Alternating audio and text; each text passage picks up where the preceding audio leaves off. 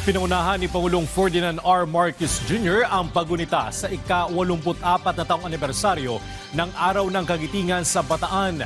Binigyan din ng Pangulo na bagamat hindi katulad ng panahon ng ikalawang digmaang pandaigdig, may mga hamon pa rin sa kasalukuyan na sumusubok sa katatagan ng mga bansa, tulad ng krisis sa Middle East.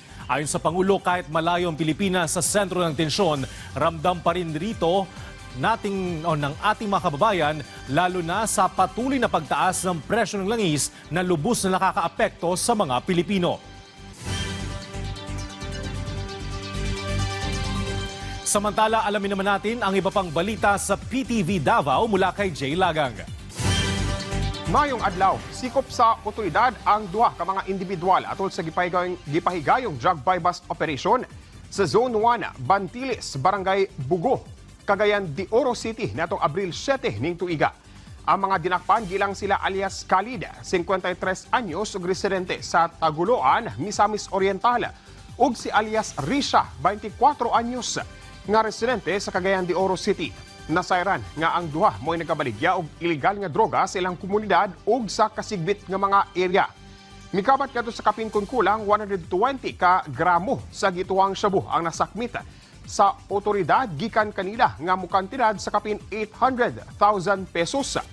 Ang mga dinakpan magatubang sa kasong paglapas sa Republic Act No. 9165 kung Comprehensive Dangerous Drugs Act of 2002.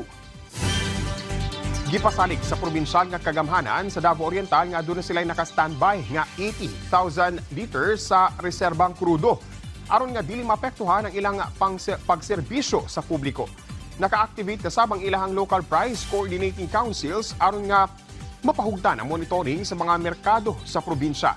Di na mga palaliton kinahanglang dili mula pa sa adjusted retail price kon SRP. Ang mapamatud-an nga dunay kalapasan sa mong bando mag-atubang sa tukmang silot. Gipasalig sa electric cooperative sa lugar nga nagpabiling ligon ang ilang energy supply. Sukwahi kini sa mga mikatag nga report nga doon na sila ipatumang energy lockdown. Huwag mo kanto ang mga nagunang balita din sa PTV Davao. Ako si Jay Lagang. Mayong adlaw. Dagang salamat, Jay Lagang. At yan ang mga balita sa oras nito. Para sa iba pang updates, i-follow at i-like kami sa aming social media sites sa @PTVPH. Ako si Bernard Ferrer para sa Pambansang TV sa Bagong Pilipinas.